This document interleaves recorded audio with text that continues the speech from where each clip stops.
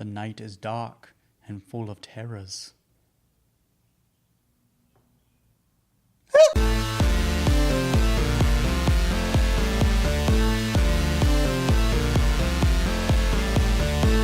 Welcome everyone to our first week in the month of our Halloween episodes. We have 4 episodes. They're going to be terrifying-ish, kind of. I had to wear the clown mask because I have, what was it? Chlorophobia? Chlorophobia. The fear of clowns. I have that, and it's terrible. So I had to wear the mask so I didn't get freaked out because I literally would have ran off the set. And I almost did when Wesley walked in with the mask on. Yeah, that was a good laugh. Yeah, it was great. This week's show is brought to you by our merchandise over at teespring.com. Check this out. Look how good he looks. We have t-shirts, mugs, hoodies, all kind of stuff with our logo plastered on the front, and we're open to suggestions. So if you guys catch something in the show that you think we should make a t-shirt or a hoodie or whatever out of, let us know, and we'll do that for you guys. We tried to make the t-shirts and hoodies relatively cheap, so it should be good. We're starting our discussion of the month of horror with Zach's personal favorite, clowns. So clowns are very topical right now. It just came out a couple weeks ago. What just came out? What do you mean? It came out. The movie. I get it. Oh, it's a Zach joke. Yeah. So anyway, Zach, to start with clowns. They're interesting because they were originally not so frightening, right, Zach? Right, yep. Now, we think that the word clown derives from the term rustic fool during the Italian theater age. Around 1560 was the first time we have this word recorded. And it's kind of like slapstick, right? They were kind of like the court gestures of the time. They would do a bunch of funny stuff. They looked ridiculous. They would make all the people laugh instead of cry and run away in fear. So the modern clown as we know it today was basically created by one man. The white face with red facial features, including the smile, the nose, the eyes, was created by a guy named Joseph Grimaldi in the 1800s in Great Britain. He was an extremely popular performer of theater and basically developed this whole makeup pattern on his own, was incredibly popular through a ton of different performances, and he sort of made the modern clown iconic. So, Zach, tell us a little bit about Joseph Grimaldi. Well, his life was really, really dark. Charles Dickens actually wrote his memoirs after he died.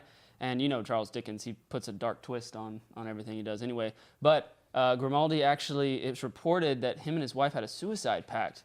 And things like that made kind of started to twinge the picture of like the happy clown and kind of turned it dark. Around that same time, a French clown killed a boy with his walking stick while just walking down the streets. He was later acquitted for the murder, but that started to turn the little people were like, well, maybe we shouldn't trust these clowns. And that's where we started to question whether these were funny or extremely terrifying.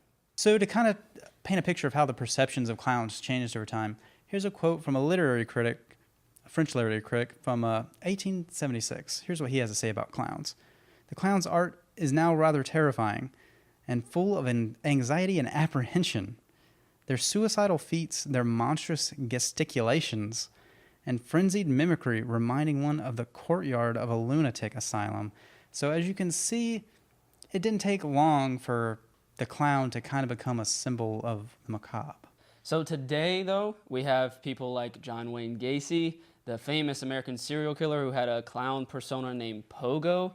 And that really put a dark light on clowns since now he was killing people. We have people like, you also have Ronald McDonald, who's not really a scary guy, but if you go and sit on the bench next to him, it's pretty creepy. Yeah, and I mean, what's in those hamburgers, right? That's creepy. We don't know. He's the true killer, killing people from obesity instead of just, he's playing the long game. Yes, the long con. Yes. Another popular clown in the media today comes from Stephen King's famous novel and now movie, again, It. Pennywise the clown is a... What? Zach? That was weird. Okay. Don't say his name. Don't say his name? Don't say his name. Okay.